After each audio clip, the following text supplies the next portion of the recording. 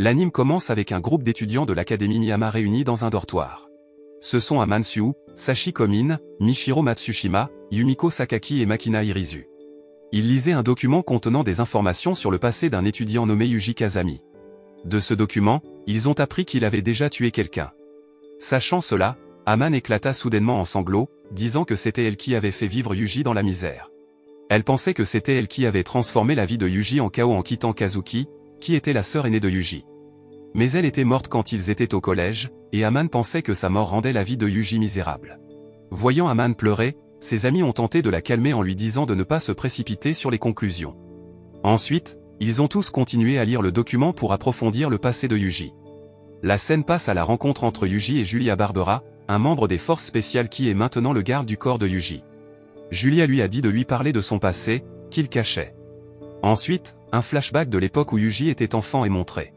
Dans le passé, il était soigné à l'hôpital en raison d'un traumatisme. Kusaka, Asako et Julia ont ensuite rendu visite à Yuji. Asako, qui était sa soignante après la mort de ses parents, lui a dit de se préparer à sortir de l'hôpital immédiatement. Comme un commandant militaire, elle lui a donné 40 secondes pour se préparer tout en insistant sur le fait que Yuji était désormais elle. Elle a même dit que désormais, elle était son dieu. En entendant ces mots, le petit Yuji resta silencieux alors qu'il regardait Asako sans expression. Une fois à la maison, Asako a l'intention de baigner Yuji qui est très échevelé et malodorant. Mais quand il a enlevé ses vêtements, Asako et Julia ont été surprises de voir son corps mince couvert de blessures. Asako a ensuite interrogé Yuji sur son mauvais état et lui a donné de la nourriture. Mais alors que Yuji mangeait sa nourriture, il trembla soudainement violemment et cria comme s'il se souvenait de quelque chose qui l'avait dérangé. Asako et Julia ont essayé de calmer Yuji, et quand il s'est endormi, les deux ont ensuite parlé de son état de traumatisme grave. Julia pensait que Yuji avait beaucoup souffert mentalement et physiquement, et elle a donc suggéré qu'il devrait simplement être tué. Mais Asako rejette l'idée, car elle est déterminée à l'élever. Un jour, Asako a apporté un chiot à Yuji et lui a dit de s'en occuper. Yuji a nommé le chien John. La présence de John dans sa vie fait que Yuji retrouve lentement sa joie, et maintenant il se comporte comme un enfant normal. Asako et Julia étaient également heureuses de voir les progrès. Au moins jusqu'à ce qu'Asako tente de démissionner des forces spéciales. Un jour, Asako montre à Julia sa lettre de démission. Surprise, Julia a demandé ce que signifiait la lettre. Et c'est là qu'Asako explique qu'elle ne peut plus travailler comme elle le devrait car sa vision devient floue. Elle a même senti qu'elle ne pouvait plus viser correctement son fusil, même si elle était connue comme une tireuse d'élite fiable. Par conséquent, elle envisage de devenir instructeur dans une école de chasse en Amérique et emmène Yuji avec elle. La vie quotidienne de Yuji et Asako a continué, et un jour Asako a donné à Yuji divers livres à lire. Selon elle, les hommes qui sont bons au combat ne seront populaires que parmi les collégiens. Mais au lycée, l'intelligence rendra une personne célèbre. Pour cette raison, Asako a non seulement enseigné à Yuji comment se battre, tirer et d'autres compétences militaires, mais elle a également dit à Yuji d'étudier dur. Alors qu'Asako était assise en train de nettoyer son fusil, Yuji lui a posé des questions sur son vrai métier et elle lui a avoué. Elle est agent du CIR, ou Central Intelligence Research Second, une union d'organisations antiterroristes japonaises et américaines. Et son travail est d'en finir avec les méchants. Mais Yuji ne comprit pas vraiment l'explication d'Asako. Pour lui, son travail semblait gênant. Grâce au conseil d'Asako, la capacité de tir de Yuji est lentement mais sûrement devenue plus importante. Maintenant, il est habile à tirer à une distance considérable. Alors pour célébrer ses progrès, Asako lui a offert un fusil qu'il pourrait utiliser pour l'entraînement. Yuji est tellement impressionné par l'arme qu'Asako lui a donné qu'il l'appelle maître, car pour lui, elle n'est ni une mère ni une sœur. Mais un matin, alors qu'il venait juste de se réveiller de son sommeil, Yuji trouva la maison en ruine, John aboyant constamment. Il a finalement trouvé la cause du chaos, un gros ours était entré dans la maison.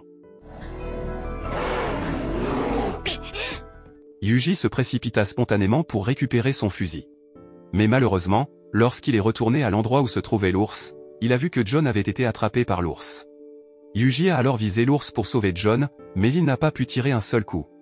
Il est toujours affecté par le traumatisme qui le rend incapable de faire du mal aux êtres vivants. Et donc, il a juste regardé John être emporté par l'ours dans la forêt. Puis il s'assit seul en pleurant. Mais c'est à ce moment-là qu'il s'est rendu compte que John comptait beaucoup pour lui, tout comme Asako. Avec cela, il s'est alors aventuré à chasser le gros ours dans la forêt tout en portant un couteau et un fusil. Malheureusement, il est tombé après avoir marché sur une couche de neige glissante en courant vers l'ours. Immédiatement, l'ours s'est approché de Yuji, et alors qu'il était dans cet état de vie et de mort, une voix est soudainement apparue dans sa tête, accompagnée d'éclairs de souvenirs terrifiants. des voix résonnaient dans son esprit et lui demandaient d'arrêter l'ours parce qu'il lui avait arraché quelque chose de précieux. Puis soudain, il réussit à couper l'œil du gros ours avec un bâton. Il a alors pris son fusil. Mais alors qu'il était sur le point de tuer l'ours, il a vu deux oursons se rapprocher, ce qui lui a fait renoncer à son intention de le tuer. En fin de compte, il a conclu que la mère ours cherchait simplement de la nourriture pour ses petits, bien que cela ne puisse toujours pas lui enlever la tristesse de la perte de John. Sur ce, Yuji éclata en sanglots, regrettant son impuissance à ne pas pouvoir protéger le chien. Quand il est rentré chez lui, Yuji a fait part à Asako de sa déception. Il se sentait inutile de ne pas pouvoir tuer un ours qui avait mangé John. Asako sentit la tristesse de Yuji à cause de l'expression de son visage et des larmes sur ses joues, alors elle le serra immédiatement dans ses bras. Une fois de plus, Yuji éclata en sanglots. Devant la tombe de John, Yuji promet de devenir plus fort et d'arrêter d'être un lâche. Il veut être comme Asako, la figure qu'il a toujours admirée. Le temps a passé, et un jour dans la maison, Asako a dit à Julia qu'elle avait pris la virginité de Yuji, arguant que c'était naturel puisqu'elle et Yuji étaient du sexe opposé qui vivaient dans la même maison depuis 2 ans. En entendant la relation entre Asako et Yuji, Julia se sentit mal à l'aise. Malheureusement, Asako s'en est rendu compte et a immédiatement dit à Julia de coucher avec Yuji si elle voulait essayer. Ces mots firent rougir Julia. Puis sans plus tarder, Asako a dit à Yuji de le faire avec Julia. À cet instant, avec une expression froide sur son visage, Yuji a attiré Julia dans la pièce, faisant rire Asako de satisfaction.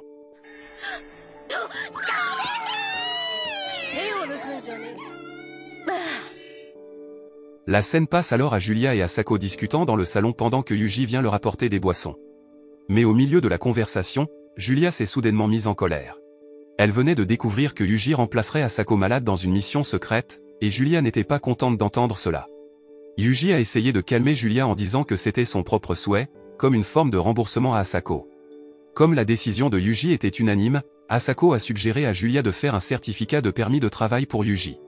Selon elle, les compétences militaires de Yuji ont été testées et, en même temps, répondent aux exigences pour passer à l'étape suivante, à savoir l'entraînement à la base militaire. Et peu de temps après, Yuji a officiellement rejoint le CIR en tant qu'agent spécial. Un nouveau voyage commence pour lui.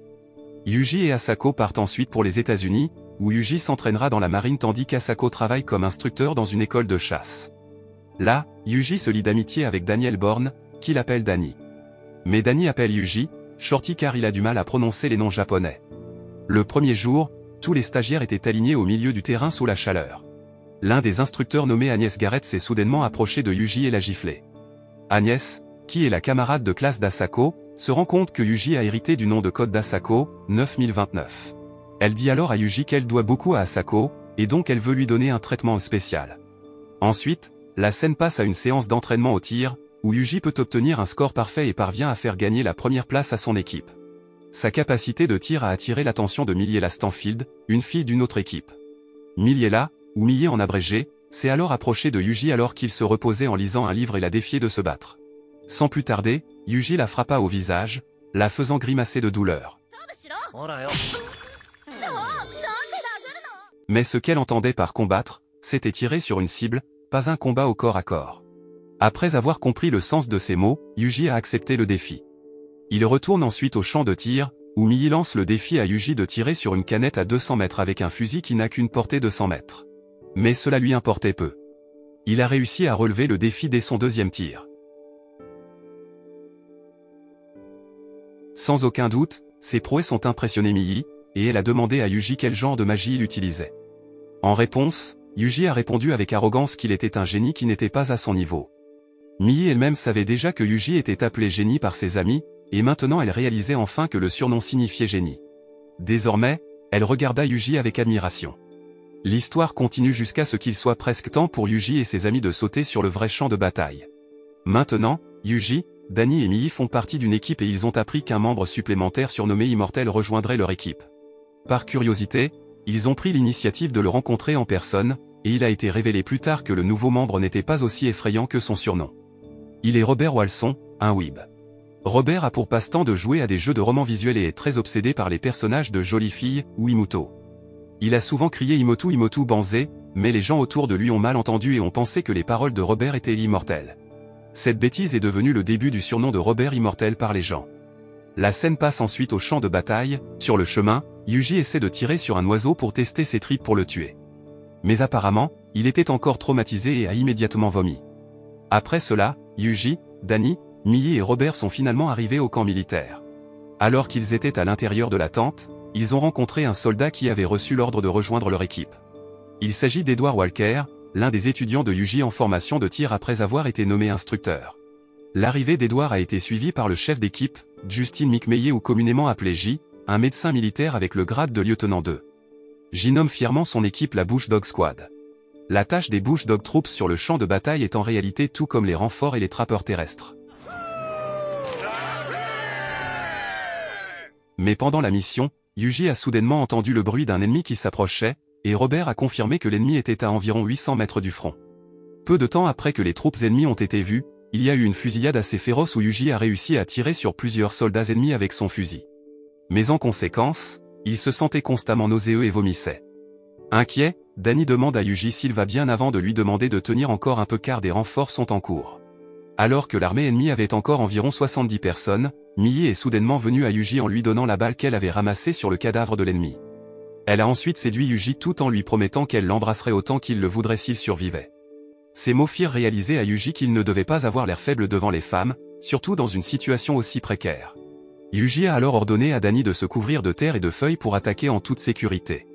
En entendant l'idée de Yuji, J ordonna alors à tous les membres de foncer et de gagner du temps jusqu'à l'arrivée des renforts.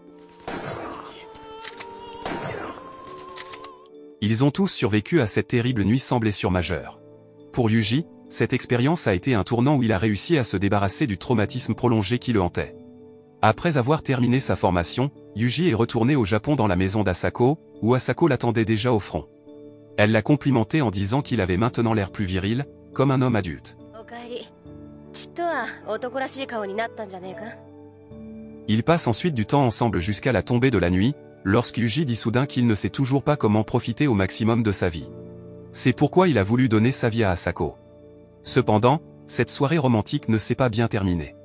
Alors qu'Asako dînait seule, sa vision s'est soudainement brouillée et elle est tombée inconsciente. Après être officiellement devenu membre du CIR, Yuji hérite du nom de code légendaire 9029, qui appartenait auparavant à Asako. Pendant ce temps, Asako elle-même s'est retirée de l'organisation en raison de la détérioration de sa santé. La première mission de Yuji en tant qu'agent secret est d'être garde du corps en Colombie. Mais pendant son service, il reçoit un appel de Julia lui disant qu'Asako s'est évanoui et qu'il ne pourra peut-être pas survivre longtemps. Dès qu'il a entendu cela, Yuji s'est précipité vers le Japon. Asako s'avère avoir une maladie appelée thrombose veineuse, ou caillot sanguin dans les veines. Cela a été causé par la rupture d'un vaisseau sanguin après qu'elle ait tiré avec un fusil de gros calibre. En arrivant chez Asako, Yuji apprend par Julia que la vie d'Asako est au bord du gouffre. Et Asako en était conscient. Yuji ne pouvait plus retenir ses larmes, pensant que ce qui était arrivé à Asako était vraiment injuste. Mais elle le calme, disant qu'il peut maintenant vivre avec ses propres objectifs parce qu'elle a la permission de Dieu de mourir. Mais bêtement, Yuji maudit Dieu et menaça de lui écraser la tête à 2000 mètres de distance.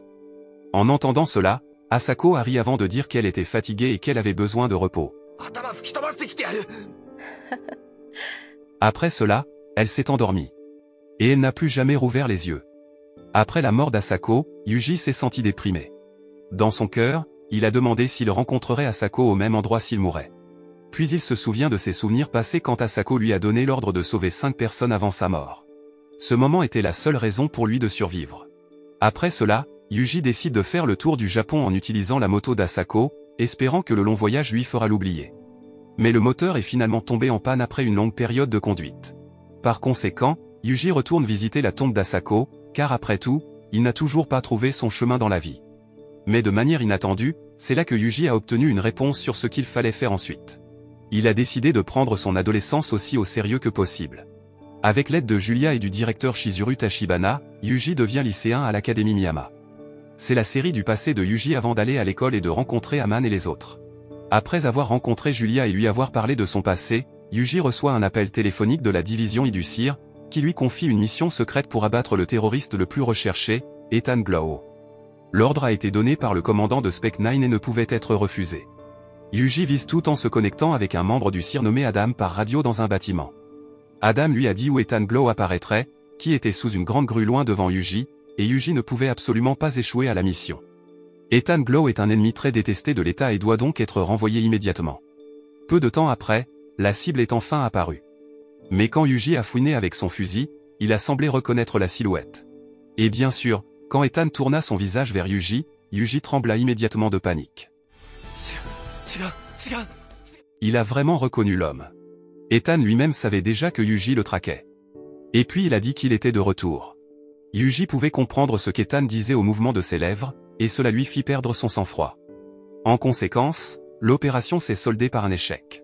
Un agent du cirque qui n'était pas loin du site de l'opération a demandé au téléphone ce qu'il devait faire de Yuji. La personne mystérieuse à l'autre bout du téléphone ordonne à l'agent d'arrêter et de détenir Yuji. La scène passe ensuite à Aman et ses amis qui regardent les informations sur l'attaque de l'ambassade. L'attaque a en fait été orchestrée par des terroristes dirigés par Oslo, de son vrai nom Ethan Glow. Mais étrangement, la police a identifié le terroriste comme étant Yuji Kazami sur la base des images de vidéosurveillance dans le bâtiment de l'ambassade. À cause de cela, Aman, Sashi, Michiro, Yumiko et Makina se sont précipités à Shizuru pour discuter du cas de Yuji. C'est de Shizuru qu'ils ont finalement appris qu'enfant, avant de rencontrer Asako et Julia, Yuji avait été élevé par Oslo, le chef d'un réseau terroriste international. En entendant ce fait, Yumiko soupçonne que Yuji est utilisé par le gouvernement pour attirer Oslo parce qu'ils ont une relation spéciale. Shizuru a alors demandé aux 5 filles de ne rien faire d'imprudent qui pourrait aggraver les choses, d'autant plus que Miyama Academy serait bientôt dissoute car elle avait perdu ses investisseurs. Mais Aman et les autres répondirent avec des regards dubitatifs. Après cela, Aman et ses amis retournèrent au dortoir, où ils reparlèrent de Yuji, avant que Sashi ne les conduise finalement dans la chambre de Yuji qui était remplie de ses écrits sur les filles. Cependant, alors qu'il fouillait la pièce, Makina a soudainement crié après avoir trouvé l'une des notes de suicide de Yuji. Alors que les filles ne pouvaient toujours pas échapper au choc, Shizuru est venu avec son téléphone portable qui était connecté à Julia. Julia dit aux 5 filles que Yuji n'a rien à voir avec les terroristes et qu'elle est en sécurité dans un bâtiment dont l'emplacement est tenu secret. En entendant cela, les 5 d'entre eux sont devenus plus curieux à propos de Yuji, et ils ont décidé de le chercher. Yumiko, qui est la fille la plus intelligente d'entre elles, est nommée stratège ainsi que renseignement pour trouver des informations dans la mission de recherche de Yuji Kazami. L'histoire passe ensuite à Yumiko qui cherche où se trouve le vieil ami de Yuji, Robert Walson. À partir des informations qu'elle a obtenues, Yumiko a réussi à trouver où Robert vivait au Japon. Robert avait déjà pris sa retraite de son travail d'informateur spécial. Il ouvre maintenant une boutique de soba avec des serveurs en costume de chat mignon. Non seulement cela, mais il a également changé son nom en James Okada. Même ainsi, Yumiko a toujours pu obtenir des informations de James concernant Yuji, qui était en sécurité dans le sous-sol d'Ishigeya. En outre, James a également confirmé les soupçons de Yumiko selon lesquels le gouvernement avait effectivement utilisé Yuji comme appât pour négocier avec Oslo. Mais selon lui, Yuji aurait pu recevoir des médicaments pour lui faire obéir inconsciemment aux ordres. Oslo envisage actuellement le système Thanatos, un système de défense étatique informatisé. Le système a suscité la controverse parce que sa conception implique des tissus cérébraux humains afin qu'ils puissent penser comme des humains ordinaires. Parce que le système est si sophistiqué, il peut surveiller les activités des individus du monde entier grâce à des appareils électroniques dotés d'un réseau Internet. La scène se transforme alors en une pièce où Yuji rencontre sa sœur aînée, Kazuki, sous la forme d'un hologramme. Kazuki a déclaré qu'elle avait été sauvée par Aman dans le passé lors d'un accident de bus, mais que son tissu cérébral avait ensuite été utilisé pour développer le système Thanatos. Grâce au génie de Kazuki, le système Thanatos était capable de surveiller les transmissions de communication dans le monde entier et pouvait infiltrer tous les types de systèmes. Même Thanatos System peut facilement changer le mot de passe sur n'importe quel appareil dans différents pays. Kazuki a alors dit à Yuji qu'Oslo avait sorti en contrebande une bombe nucléaire d'une puissance explosive allant jusqu'à un rayon de 50 km. Même ainsi, le gouvernement ne pouvait pas aider car ils avaient déjà parlé à Oslo et avaient refusé l'échange de Yuji. Cela a rendu Yuji curieux de savoir pourquoi Oslo avait tant besoin de lui. Et donc il a interrogé Kazuki à ce sujet. Puis vint le fait que Yuji s'est avéré être le meilleur échantillon réalisé par Dupont Project d'Oslo. C'était un projet qui visait à créer les meilleurs soldats militaires par la médecine, l'expérimentation et la formation. Mais dans le processus, de nombreux échantillons sont morts des effets secondaires des médicaments, et Yuji était le seul à avoir réussi à survivre. Pour Oslo, Yuji était un échantillon précieux. À cause de cela, Kazuki a ordonné à Yuji de trouver Oslo et de le tuer. Yuji accepta la commande sans hésitation. Après cela, prétendant être Thanatos, Kazuki appela Michiro. Elle lui dit qu'elle et ses amis sont autorisés à sauver Yuji et à l'aider à contrecarrer les plans d'Oslo. Les 5 filles qui essayaient de trouver Yuji acceptèrent immédiatement l'offre de Thanatos. La scène passe alors à Oslo qui parle à ses hommes. Les hommes d'Oslo remettent en question le plan du patron qui leur cause des ennuis. La raison en est qu'ils ont recréé la force physique de Yuji grâce au génie génétique, mais Oslo insiste sur le fait que ce n'est qu'une coïncidence et qu'on ne peut pas dire qu'elle soit parfaite. Yuji était la plus parfaite, la plus grande espèce sur Terre. Et par conséquent, ils ont dû recréer à nouveau le code génétique de Yuji. Au milieu de la conversation, quelqu'un a soudainement frappé à la porte de la pièce.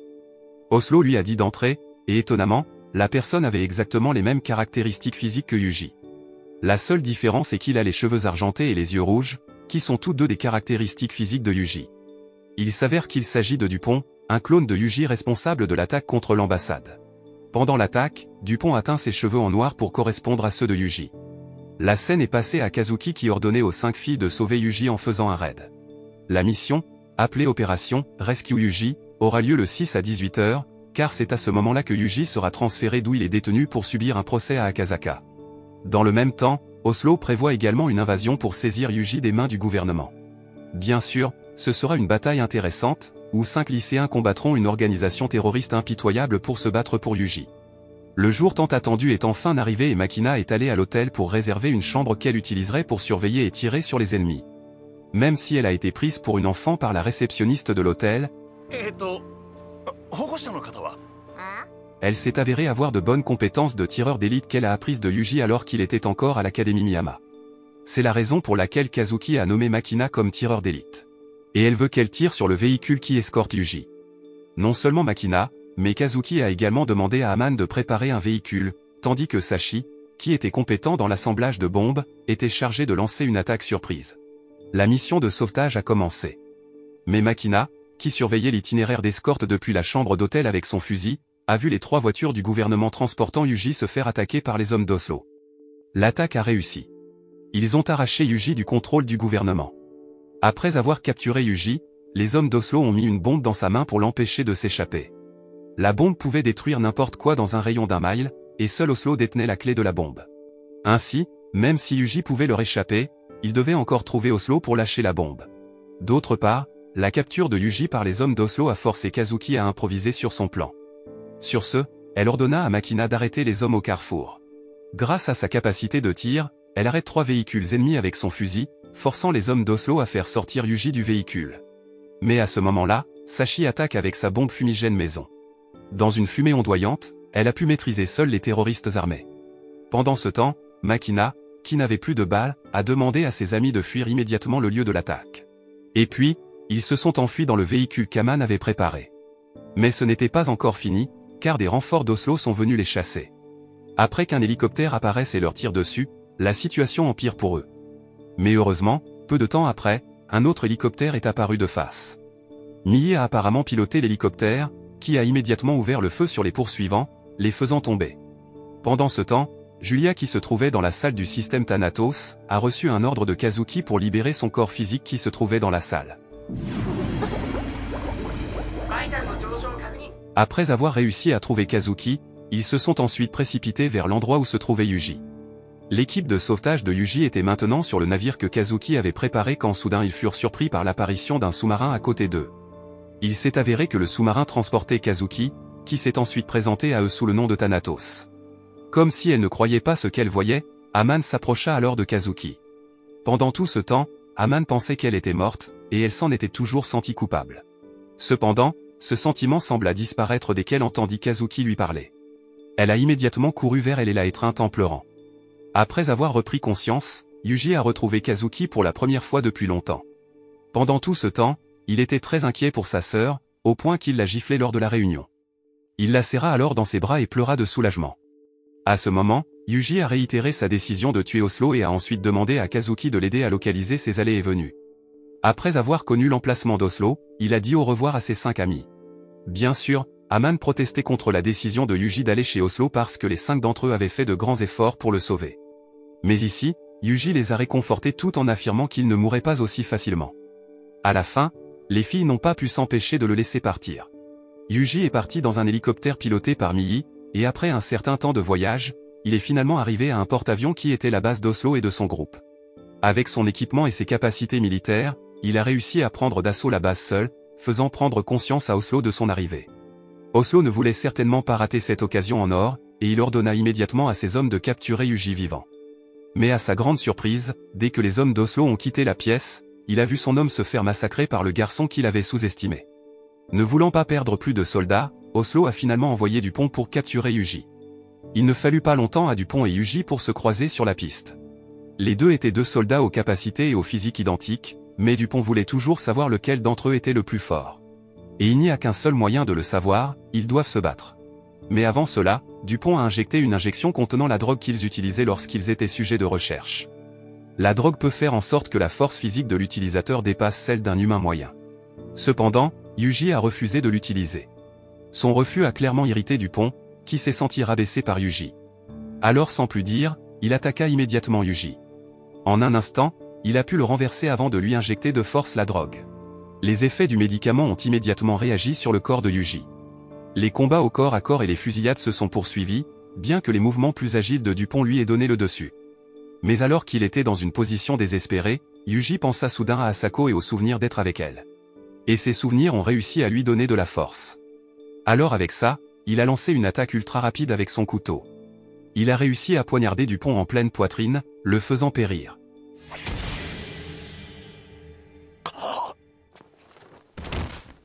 Avec l'énergie restante, Yuji a finalement réussi à trouver Oslo. Dès qu'il a vu Yuji, Oslo a immédiatement pris le katana derrière lui. C'était le vieux katana d'Asako. Julia a dit une fois à Yuji qu'Oslo et Asako s'étaient déjà battus, mais elle n'a pas réussi à le tuer. Et maintenant, il est temps pour Yuji de terminer ce qu'Asako n'a pas réussi à faire. Même si Yuji n'est armé que d'un petit couteau, la bataille finale commence alors. Son état était affaibli, permettant à Oslo de poignarder facilement Yuji dans l'estomac. Mais à ce désavantage, Yuji n'a toujours pas abandonné. Il a poignardé le katana plus profondément pour pouvoir éloigner les mains d'Oslo. Après avoir réussi à saisir Oslo, Yuji a ramassé le stylo sur la table et l'a poignardé dans la nuque d'Oslo. Un instant plus tard, Oslo a cessé de bouger. Il est mort aux mains de la personne qui est devenue son obsession. À la fin de l'anime, il est démontré que Yuji a survécu à son combat contre Oslo, bien qu'il lui ait fallu 6 mois pour se remettre sur pied. Ensuite, Yuji, Kazuki et les 5 filles de l'Académie Miyama vivent maintenant sur l'île héritée d'Asako. Ils y vivent tous heureux. La bonne nouvelle a continué après que Julia et Chizuru ont dit aux 5 filles que le nouveau bâtiment de l'Académie Miyama avait été construit. De plus, Julia et Chizuru avaient également obtenu la permission d'enseigner à nouveau. La bonne nouvelle a rendu Aman et ses amis très heureux et excités. Alors pour fêter ça, ils ont tous pris une photo ensemble. Ainsi, à travers cet anime, nous pouvons faire comprendre à quel point notre famille et nos amis sont précieux. Si ce n'est pas eux, qui d'autre nous aidera dans nos moments difficiles ?